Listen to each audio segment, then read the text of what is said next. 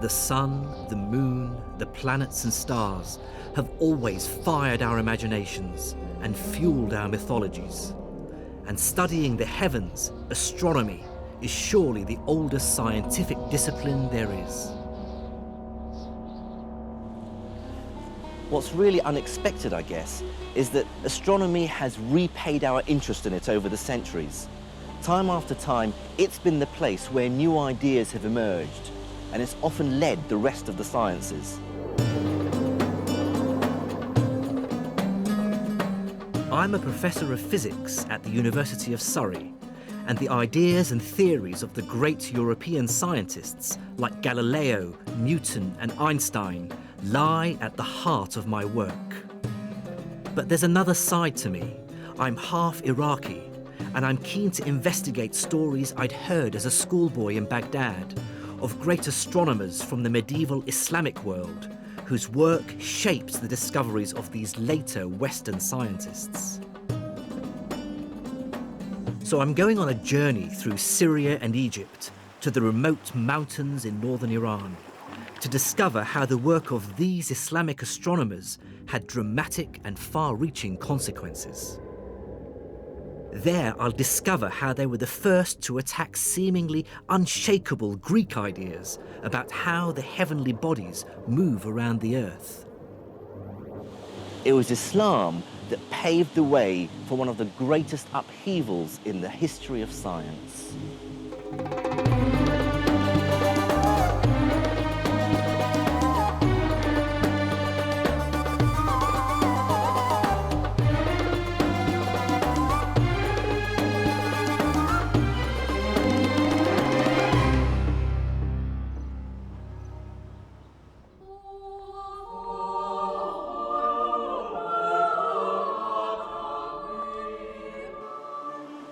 This is the University of Padua in northern Italy.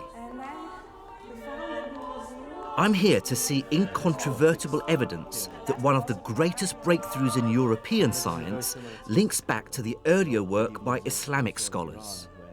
Because it was a news one that at that time... Astronomer Dr. Luisa Pigiotti and I are climbing up to the 18th century observatory. At the top, she promises to show me one of the most important books in scientific history. So, what do we have here? Okay, this is the second edition of De Revolutionibus. Copernicus. Yes.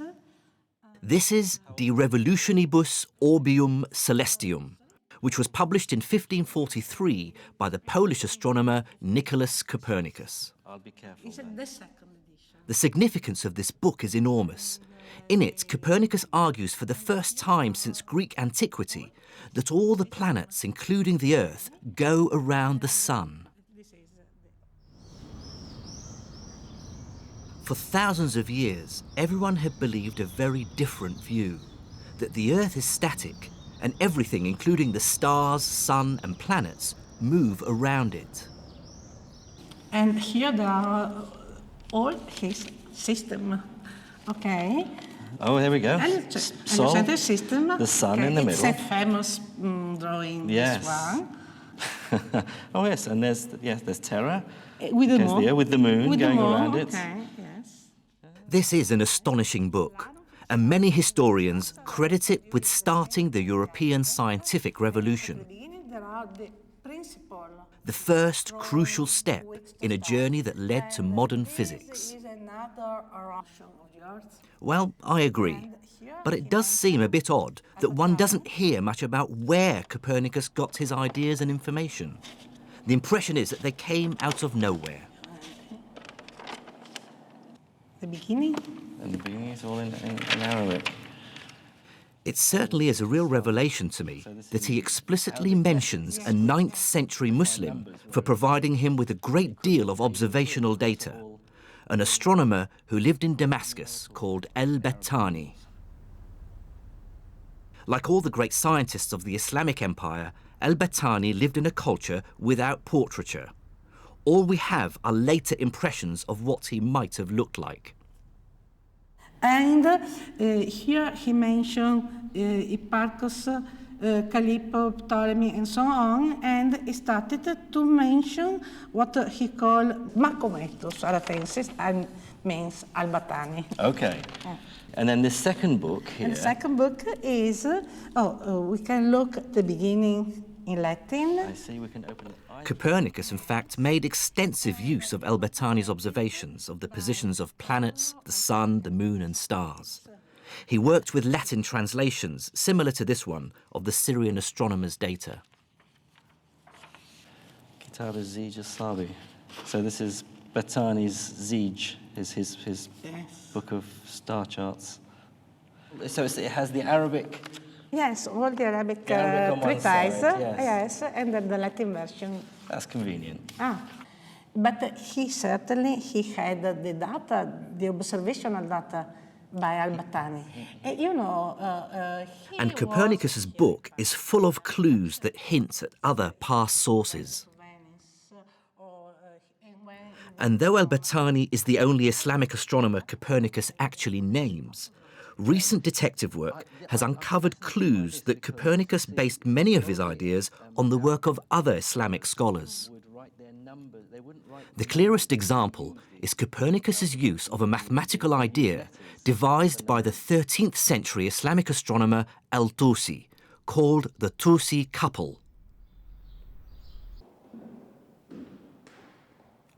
Back in England, I compared a copy of Al-Tusi's Tadhkira fi Ilm al-Hay'a with another edition of Copernicus's Revolutionibus.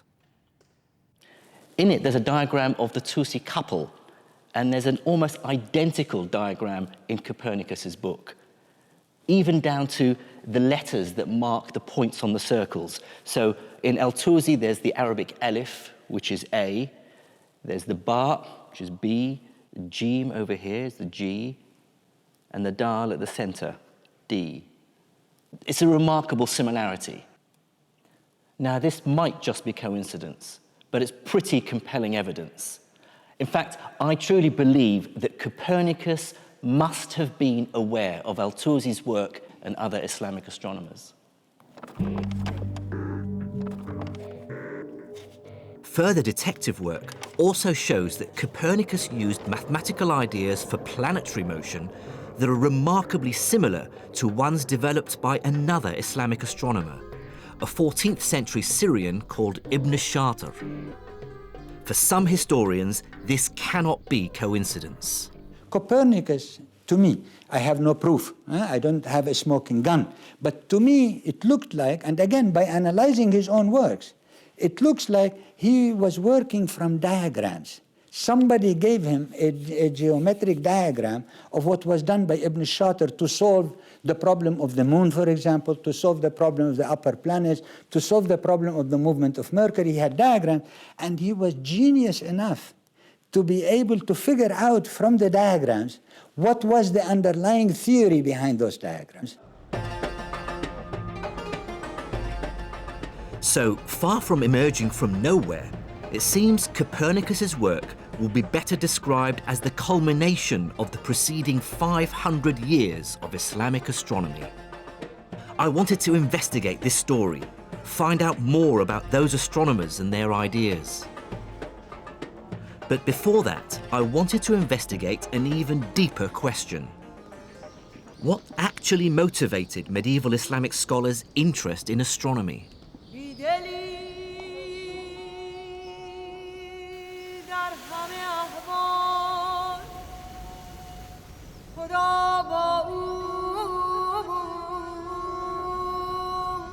This is the Umayyad Mosque in the heart of the Syrian capital, Damascus, and is one of the oldest in the world. And I'm here on a kind of treasure hunt. Well, it says in the books that there is a sundial on the top of the Arus minaret, the bride minaret over there. So we'll see whether it is there or not. So this is Dr. Reem Turkmani, an astrophysicist and medieval astronomy expert from Imperial College London. And we're looking for one of the most accurate sundials made in the medieval world. And equally exciting for me is the fact that it was made by one of the Islamic astronomers who had so heavily influenced Copernicus, Ibn Shatir. Let's see.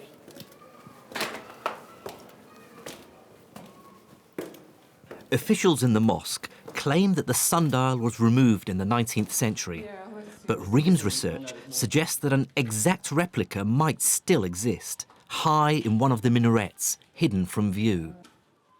It's not quite the lost Ark of the Covenant, but the idea of discovering a 150-year-old artifact is still quite something. Would you recognise anything if you had a look? I need to look at the other window. Sorry. No. No, it is further up. Yeah. Okay. Marking time accurately is essential to Islam. The Quran requires the faithful to pray 5 times a day at 5 very precise times. At the exact moment of dawn, when the sun is overhead, in the afternoon, at sunset, and then again at the moment of nightfall. So for early Islam, an accurate sundial was an extremely important fixture in many mosques.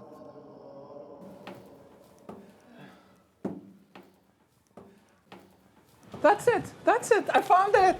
I found it. yet, So here it is. right. That's it. Look. Just as described in the book. It's hidden by the pillar. Yeah, no wonder they didn't know that it exists here. We've It's got in our all mosque. covered with the pigeons' filth. Pigeon crap. Yeah. Oh, Oh, great. Thank you. try that. So, let's see. Okay. So, now, this consists of 3 sundials. The main big one, and there's the northern one and the southern one. There is a line here for Salat al-Dhuhr, the midday prayer, and there is one for the afternoon prayer. Ibn Shatir had calculated the arrangement of these lines so that the sundial remains accurate all through the year, even though the length of the days change. They will have Yes. the timekeeper. It's a very important job. So he would sit here watching the shadow. exactly. And exactly the precise moment for prayer, Yeah. he'd signal to the muezzin to start Yes. the call for prayer. Exactly. Okay.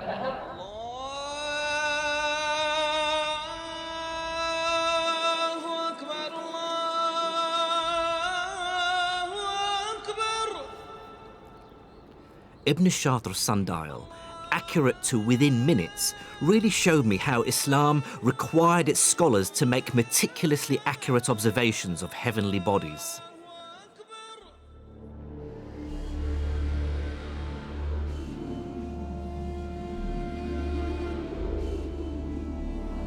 And I began to understand why Copernicus was so impressed by the work of his Islamic predecessors. They really brought standards of accuracy and precision to astronomy that were unheard of before.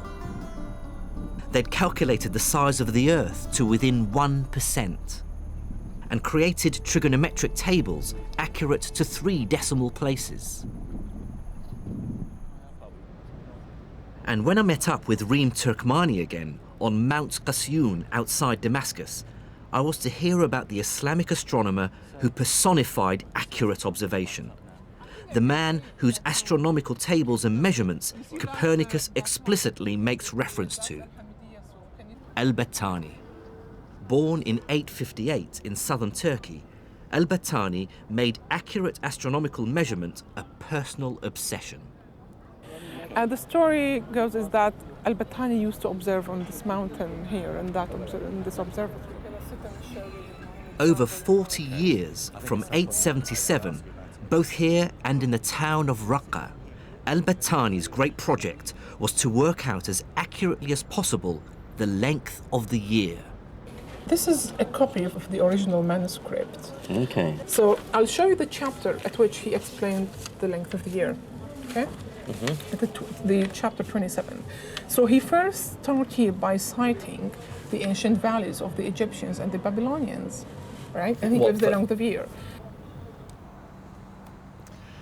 Their estimate of the year was 365 days, 6 hours, and just over 10 minutes.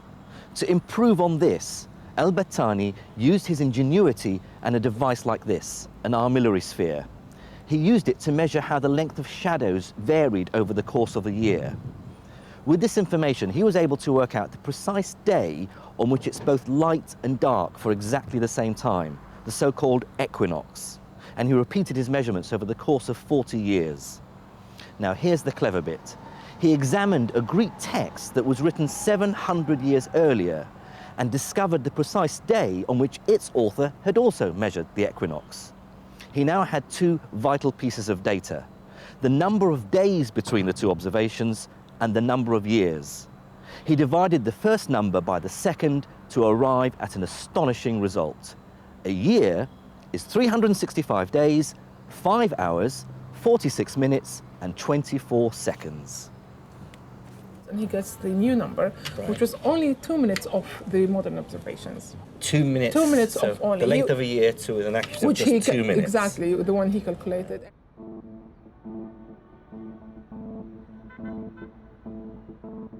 What's astonishing about the accuracy of Al-Battani's measurements is that he had no telescope. He used an armillary arm, his naked eye, and devices like this, an astrolabe. So you move the pointer and you move this disc with it to point towards the North Star. Then these small pointers here, they will give you the location of the rest of the stars and the planets. Yeah.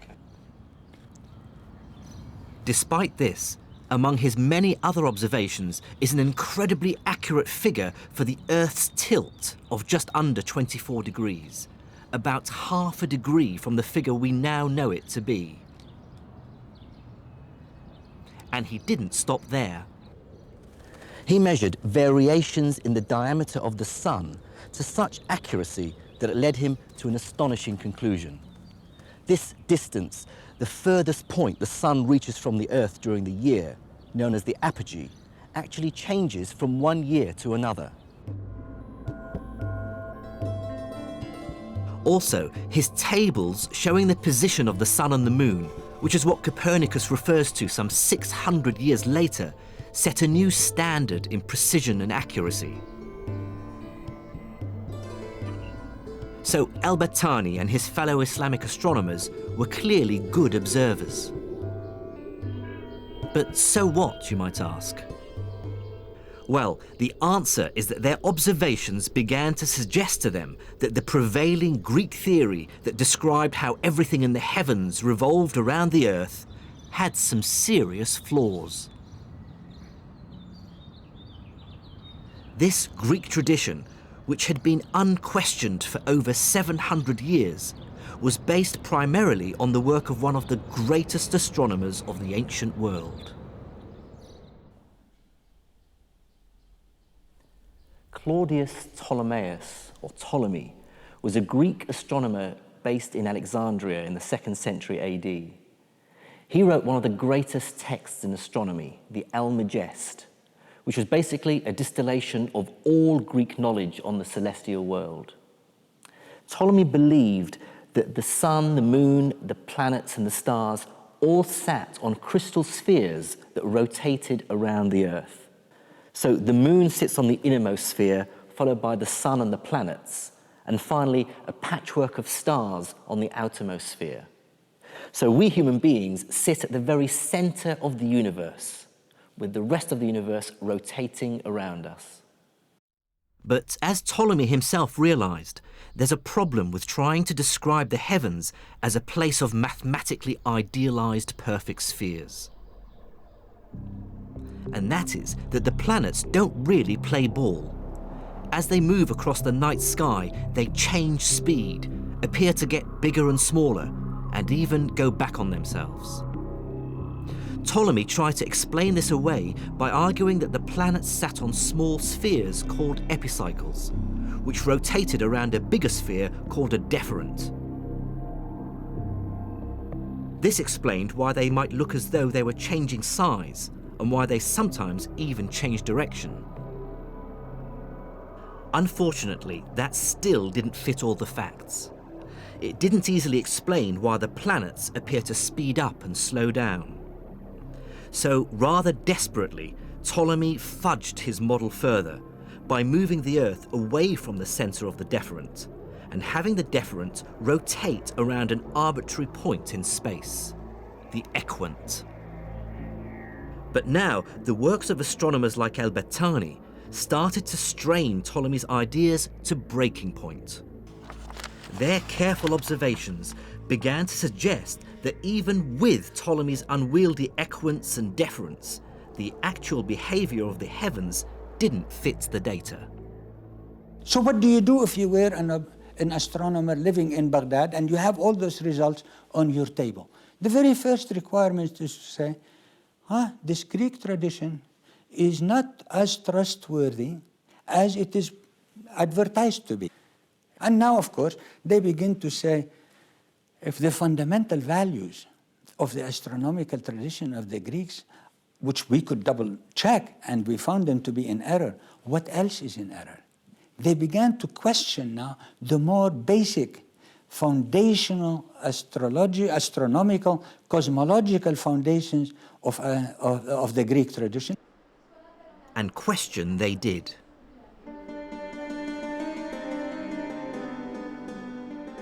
What's absolutely striking about the writings of Islamic scholars by the 9th century is the increasing use of the word shukuk, which in English means doubts. They showed that it's sometimes necessary to doubt an idea that everyone around you believes unquestioningly. Islamic doubting of Greek astronomy began the slow process of undermining the notion that the Earth is at the centre of the universe. To doubt takes great courage and imagination. But if the great dialogue between Islamic and European astronomers shows anything, it's that doubt, or shukuk, is the engine that drives science forward.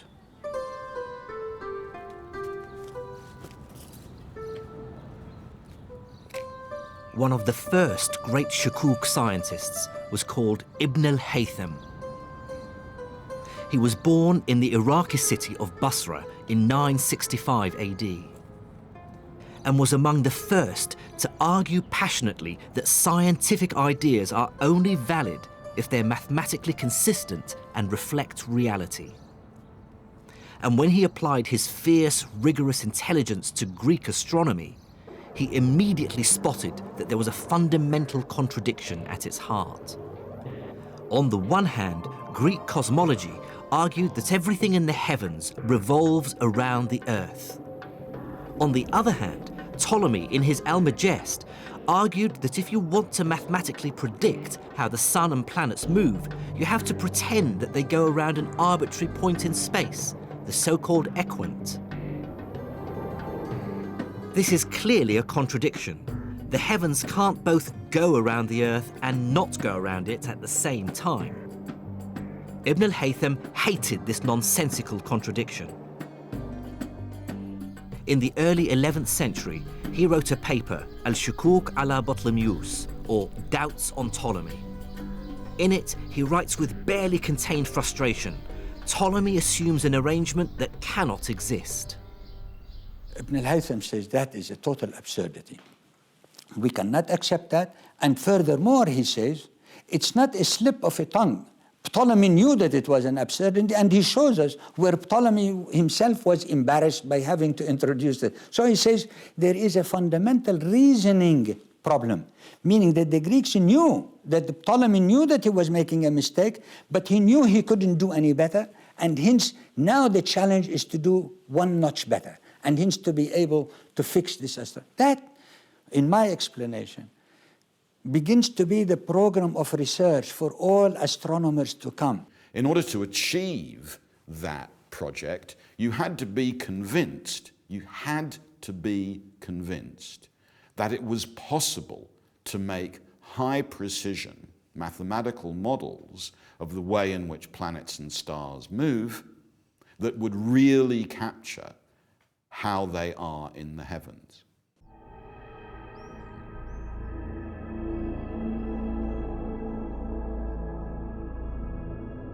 Ibn al-Haytham, in effect, laid down the challenge for all astronomers who followed, which was to come up with an explanation for how the heavens move that is both mathematically consistent and agrees with what we observe? The final answer to this would come from faraway Europe with Copernicus and others. But the next and crucial breakthrough came somewhat closer.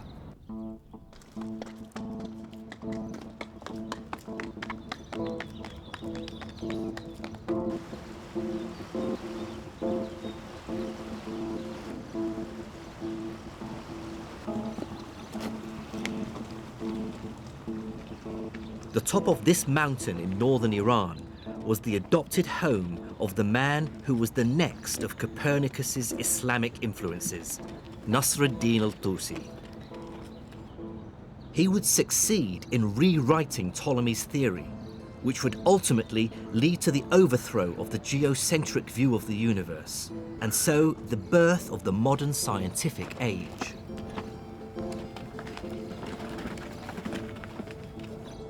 This is the remote castle of Alamut, al-Tusi's adopted home.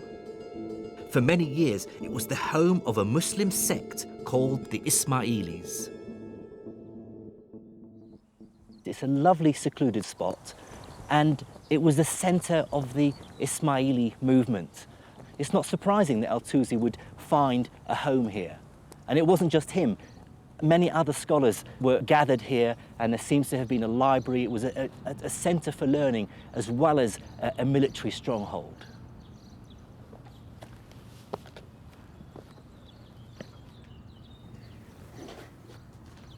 Here, this is the main gate, northern gate of the upper castle of Hassan Sabba.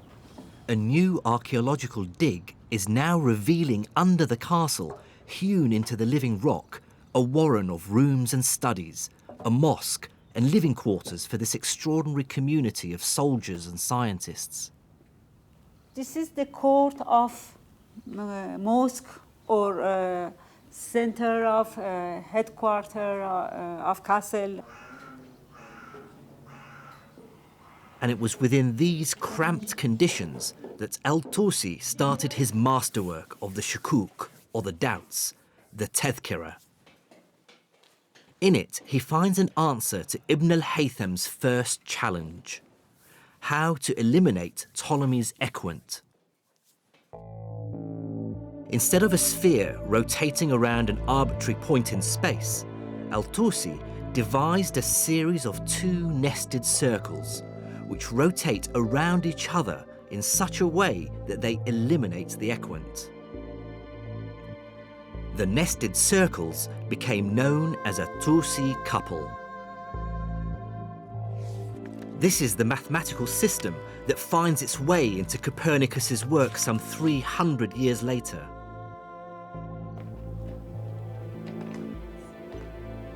Having found a solution to the equant problem, al-Tusi now wanted to complete the task Ibn al-Haytham had started 200 years earlier: to find a consistent mathematical description of the movement of the celestial bodies.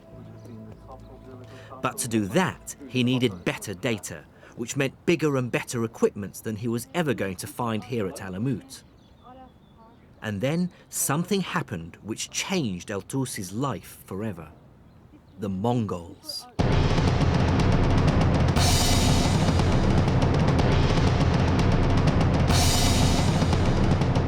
Streaming in from the east, an army of Mongols led by Haluga Khan marched into Iran, crushing everything before them. By 1255, they had reached the foothills of Alamut, intent on its destruction. Then, in a brilliant piece of diplomacy, al-Tusi managed to both save his own skin and satisfy his scientific ambition. He visited the Mongol leader and played on his deep astrological superstition. Convincing him he could tell the future if only he had new equipment, al-Tusi persuaded the Khan to make him his head scientist and to build him just a few hundred miles away, perched on a hilltop where the air was clear, the largest observatory the world had ever seen.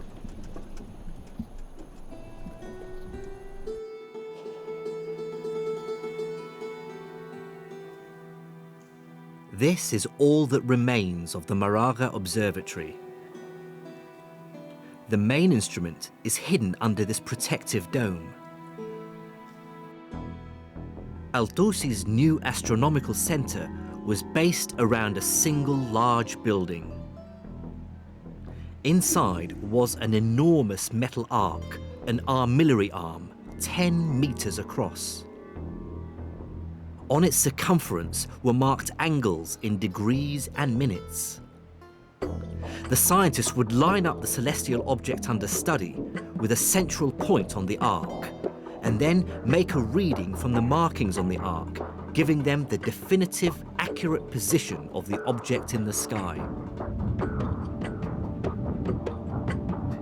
The building was also surrounded by smaller astronomical equipment, libraries, offices, and accommodation.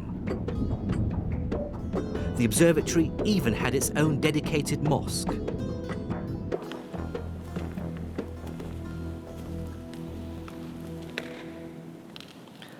I suppose it is a little disappointing that there's not that much left of the place now. So you really have to imagine what it must have been like back in its heyday. After all, what Al-Tusi built here was nothing less than the world's greatest observatory for 300 years. And like any modern-day international research institute, he brought together the world's greatest astronomers from as far away as Morocco and even China. I mean, it must have been a really great, buzzing atmosphere to work here.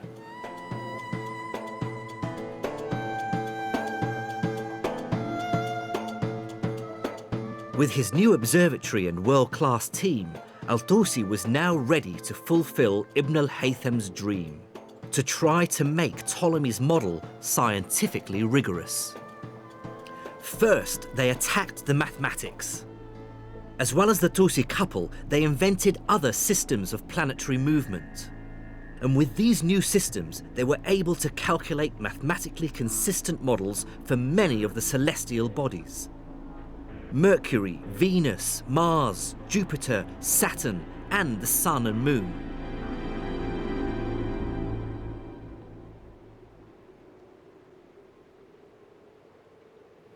Al-Tusi and the astronomers he brought together created what became known as the Maraga Revolution, which was a complete paradigm shift in astronomy, overthrowing the old Ptolemaic view.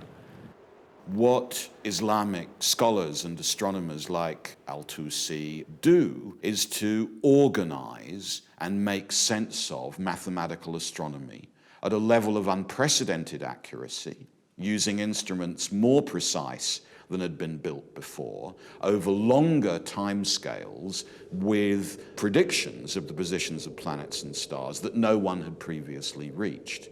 That at Maraga or at Alamut, we see, I think, genuine revolutions in the level, scale, and intensity of mathematical astronomy.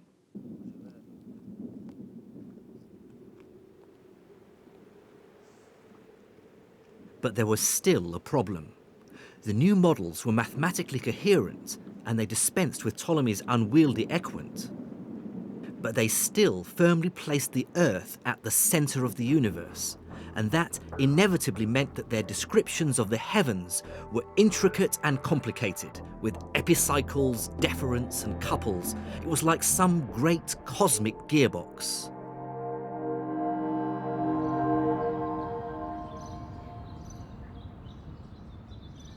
It would require a huge leap of imagination to make the next step in our story.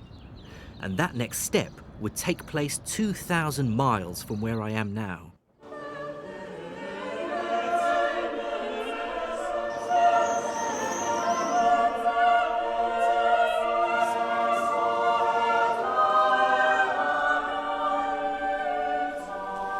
In my view, the last phase of the Maraga Revolution took place not in Iran or anywhere in the Islamic Empire, but here in northern Italy. Based on the work of Muslim scholars, places like the University of Padua were already starting a new scientific movement, the Renaissance. Back in Padua, where I began my journey, I now understand why Islamic astronomers were so important to Copernicus. They gave him his motivation. He's the first European to share Ibn al-Haytham's deep aversion to Ptolemy's cosmology. And that's what makes Copernicus not the first great astronomer of a new European tradition, but the last of the Islamic tradition. This is the second edition. As we've seen, many of the complex mathematical models Copernicus uses in his new heliocentric model, like the Tusi couple, are copied from Islamic astronomers. But more importantly, it's Copernicus's deep desire to bring mathematical consistency to cosmology that he really owes to his Islamic predecessors. Copernicus's ideas set in motion a train of scientific revelations that would eventually lead to Isaac Newton and the discovery of gravity. In Newton's hands, Ibn al-Haytham's dream of an astronomy with rigorous and coherent mathematics, which agrees with experimental observation, finally took place.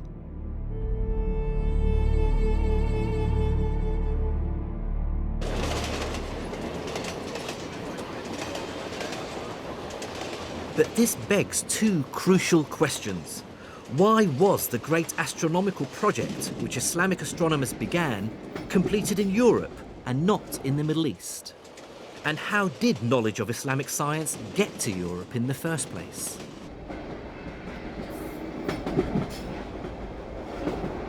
The answers to these questions lie in one of the most beautiful cities on earth, the Queen of the Adriatic, Venice.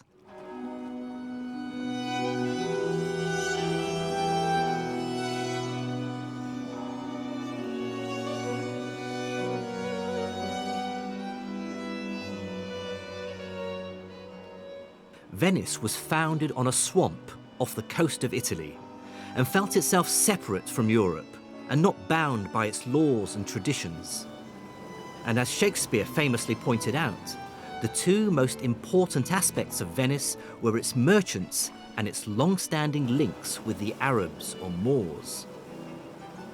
It was a rich and complicated relationship, sometimes based on piracy and theft. The story goes that in 828, two Venetian merchants stole the bones of a famous Christian saint from Venice's rival city across the water, Alexandria. The bones belonged to St. Mark the Evangelist, and they brought them back here to St. Mark's Square.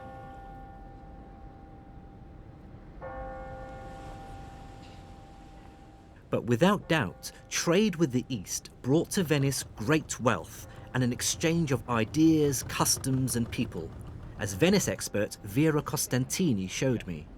So this is called Campo dei Mori because, as you can see, at the corners there are statues of what were called Moors. Yeah. Oh, there's another. Yeah, there's another one with a turban. The beard was recommended to Venetian merchants even when they went to the East.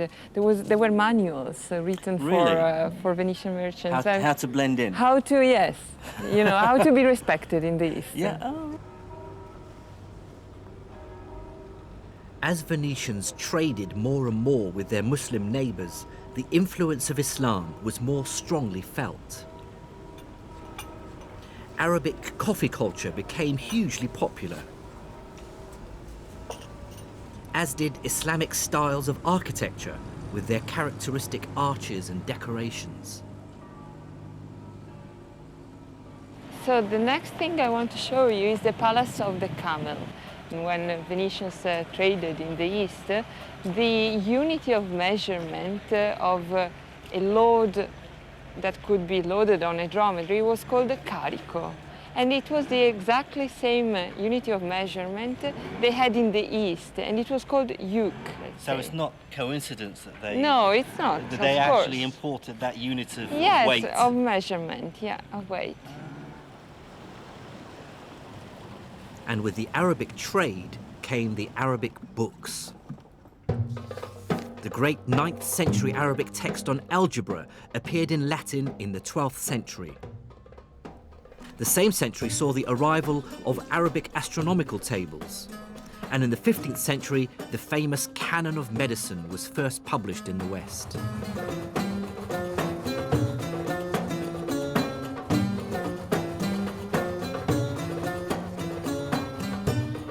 And this influx of learning seems to coincide with a great historical shift.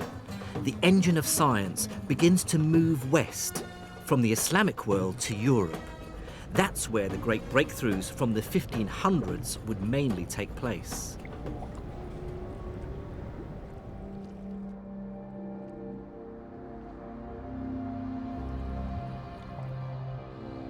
I encountered an astonishing and very tangible symbol of this shift and a really surprising clue as to why it happened, thanks to Professor Angela Nuovo from the University of Udine.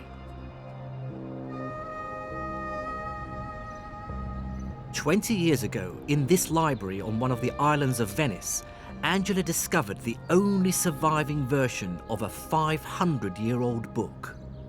And what did it feel like? I mean, this is a big Yes. discovery. Yes, it was a great emotion. I remember it was July, very hot, like today, even hotter, and I felt cold at that moment, yes. And yes, it was a great emotion. What she found was the very first printed copy of Islam's holy book, the Quran.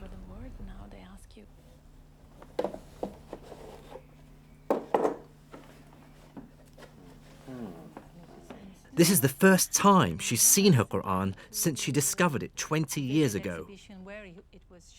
But it struck me as strange that the world's first printed Quran was produced in Venice and not in the Islamic world. And it's obvious at first glance that it was printed by people who didn't speak Arabic very well. Bismillah ar-Rahman ar-Rahim. Alhamdulillahi Rabbil Alameen ar-Rahman ar-Rahim. Maliki Yawm ad-Din. Iyyaka na'budu wa iyyaka nasta'in. I mean, what strikes me is that it's written in what I would regard as almost childlike handwriting. It's clumsy. Yeah. Well, it's the first attempt to reproduce the handwriting in movable types. And as you know, the language has an enormous amount of sorts, different sorts, as, of course, every letter changes according to ligatures and the position of course. So in the line. The word dhalika, which means for that, the dash should be underneath the L here, but it's above it. Yeah. So instead of saying dhalika, it says dhalaka, which is wrong. Probably there were not people really of mother language in the press. So there were some errors of the mistakes in the text, which are, of course, sins. Yes, of course. I mean, as the Quran, for every Muslim believes it's this word of God. You the can't word of change God. it. So when you change it, it's a sin. Yes. How was it first received, do you think, when it was published? Well, yes, the idea is that the hypothesis is, and I think it's true, that it was an enormous failure from really the business point of view, as the Muslim didn't accept the printing press for centuries, and probably the whole copies of this book were destroyed. So we don't have any other copy. Probably the only one that remained in the Western world is this book. I felt that the failure of this printed Quran to catch on in the Islamic world spoke volumes.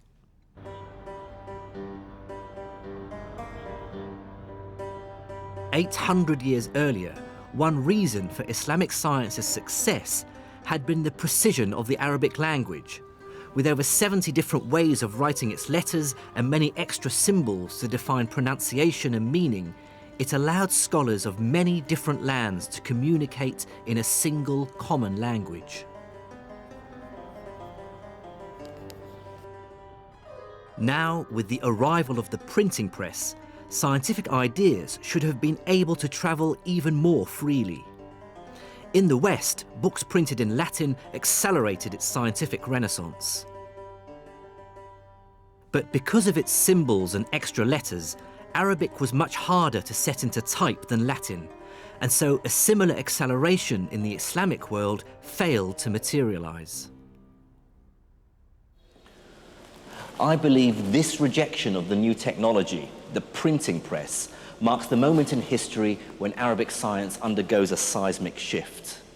Europe has embraced Greek and Arabic knowledge and the new technology, and Galileo and his ilk are poised at the cusp of the Renaissance.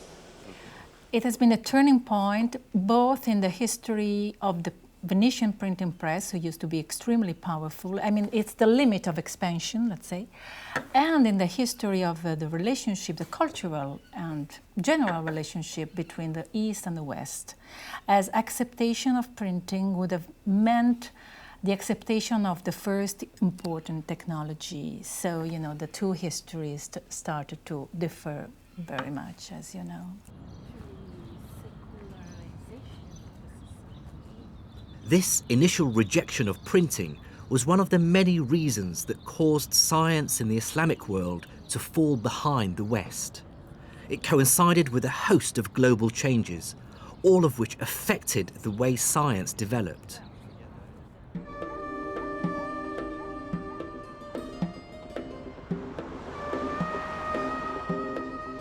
The first and most obvious reason for the slowdown in Islamic science is that the Islamic Empire itself falls into decline from the mid-1200s. One reason for this is that it's under attack from all sides. From the east are the Mongols. In 1258, they invaded the capital Baghdad, and it's said that the waters of the Tigris and Euphrates rivers ran black for days with the ink of the books they'd destroyed. But trouble was also brewing in the far west of the empire. Islamic Spain, already fragmented into separate city-states, now faced a new threat, a united and determined onslaught from the Christian north.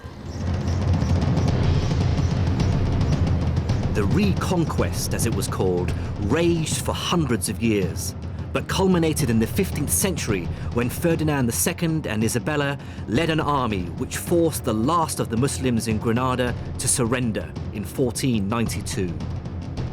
The Christians were intent on removing every last vestige of Islamic civilization and culture from Spain. In 1499, they ordered the burning in this square in Granada of all Arabic texts from Granada's libraries, except for a small number of medical texts. Within about 100 years, every Muslim in Spain had either been put to the sword, burnt at the stake, or banished. And Christians from the east of Europe were intent on reclaiming the Holy Land. The Crusades. Bent on carving out a holy Christian Levant and claiming the holy city of Jerusalem, the Crusaders launched a massive attack on northern Syria. They quickly captured this castle and turned it into one of their strongholds. Then, with ruthless and missionary zeal, they marched on Jerusalem. And as the empire fought with its neighbours, it collapsed into warring fiefdoms. The Mamluks, slaves who originally belonged to the state of Egypt, became its leaders. The Bourbon Almohads ruled Morocco and Spain in the 13th century, and the north of Syria and Iraq splintered into a series of city-states. But for many historians of science, the biggest single reason for the decline in Islamic science was a rather famous event that took place in 1492. That year, the entire political geography of the world changed dramatically when a certain Christopher Columbus arrived in the Americas. I explain it with the phenomena of the discovery of the New World in 1492. The immediate result is that you got immense amount of gold and silver coming to the royal houses of Europe at the time, and all the adventurous empires and royal houses of the time who were setting colonies all over the world. And science always follows the money. As the 16th and 17th centuries came and went, that money, power, and hence scientific will moved through Spain and Italy and on to Britain. By the 17th century, England, sitting at the centre of the lucrative Atlantic trade route, could afford big science. And that ultimately explains why the greatest book in world science, Sir Isaac Newton's Principia Mathematica, the book that ultimately explains the motion of the sun, the moon, and the planets, was not published in Baghdad, but in London. It was necessary for him to have data of astonishing accuracy gathered from across the world. Global inventories of numbers, observations, positions. The heights of tides, the positions of comets and planets, the rate at which pendulums beat. It's a global project. It's big science. And many of those observations, many of those mathematical models were, of course, models initially developed by Islamic astronomers in Egypt and the Near East and Central Asia. But there's a final twist in the tale. As the wealth of the Islamic nations subsided through war, political and religious entrenchment, and the loss of its lucrative trade, so its science declined. But what this doesn't explain is why their scientific achievements have been so forgotten. And that's partly because, as Europeans colonized great swathes of the Middle East and Asia, they actively encouraged the idea that the civilizations they encountered were moribund and in decline. It seems the English and the French were uncomfortable with subjugating people whose knowledge and science may have been as sophisticated as their own. So it became important to portray the Islamic world in a very specific way.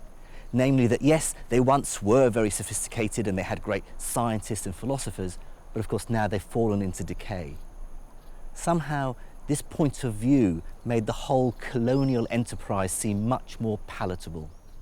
One of the most fascinating developments, I think, in the history of the encounter between Western Europeans and other cultures is a kind of shift which has got fundamental and terrible consequences amongst Western Europeans when they start to reflect on why they are superior. It doesn't often cross Western Europeans' minds that they might not be superior to everybody else. For a very long time, after all, Western Europeans in general, the British for example, supposed that their superiority lay in their religion. But then I think around the 1700s, we begin to see a shift. And the shift is from claiming that the reason for European superiority is its religion to the reason for European superiority is its science and technology. Eventually it ends up with the famous phrase, we have the Gatling gun and they do not. Europeans in that period were quite prepared to acknowledge that in ancient times, Islam, for example, had achieved great things in the sciences, but they weren't doing so now.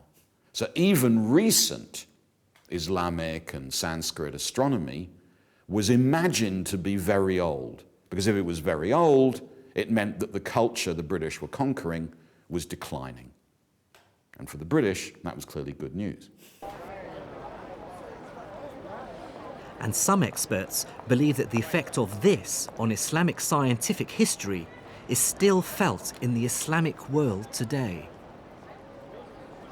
The Islamic part and the Arab part have not yet discovered their history because their history was obliterated intentionally by the colonization period. And unfortunately, when they rediscover it now, they're rediscovering it in bits and pieces. So today, for many different reasons, the great observatories of the medieval Islamic world are ruined husks. And it's true to say that most of the great scientific breakthroughs of the last 4 centuries have taken place in the West. But that's not to say that science has completely ground to a halt in the Islamic world. Now, in the 21st century, there are many examples of cutting-edge research being carried out. Well, I've arrived at the Royan Institute here in Tehran, where they carry out stem cell research, infertility treatment, and cloning research. I was surprised to learn that here in Iran, an Islamic state, potentially controversial science like genetic modification and cloning is condoned, even funded by a theocratic government. One of the uses is when a small part of the heart stops working, which is finally going to lead to heart failure. Right. So the cells from that part of the heart are actually replaced with the cells that have been cloned. Another use of cloning in therapeutics is actually creating an animal which has the medicine in their milk, for example. So when we drink the milk, we actually receive the medicine we need. Considering genetic research has many vociferous opponents in Christian communities, I was intrigued to see that here in Tehran, they have their own in-house imam to offer support and advice on this sometimes quite controversial research. ما در کمیته اخلاق پزشکی We have got this medical ethic committee here in Ruyan Institute, and every project which is proposed is investigated in this committee, and we see different aspects of it, and they have got to justify the project for us. I'm not enough of an expert in genetics to truly assess the quality of the work here, but one thing I can say is how at home I felt. Whatever cultural and political differences we have with the Iranian state, inside the walls of the lab, it was remarkably easy to find common ground with fellow scientists. Nature's rules are refreshingly free of human prejudice. That's something the scientists of the medieval Islamic world understood and articulated so well.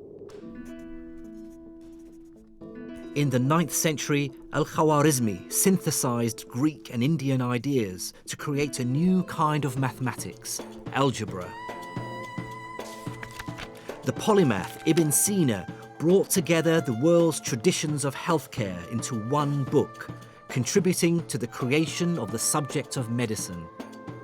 In remote Iranian mountains, astronomers like Al-Tusi paved the way for scientists working hundreds of years later in Western Europe. These scientists' quest for truth, wherever it came from, was summed up by the 9th century philosopher Al-Kindi, who said, "It is fitting for us not to be ashamed of acknowledging truth and to assimilate it from whatever source it comes to us. There is nothing of higher value than truth itself. It never cheapens or abases he who seeks."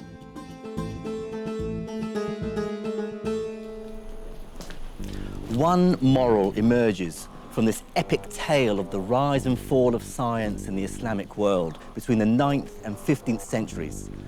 And that is that science is the universal language of the human race. Decimal numbers are just as useful in India as they are in Spain.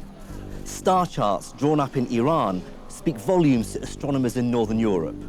And Newton's Principia is just as true in Arabic as it is in Latin or English. What medieval Islamic scientists realized and articulated so brilliantly is that science is the common language of the human race.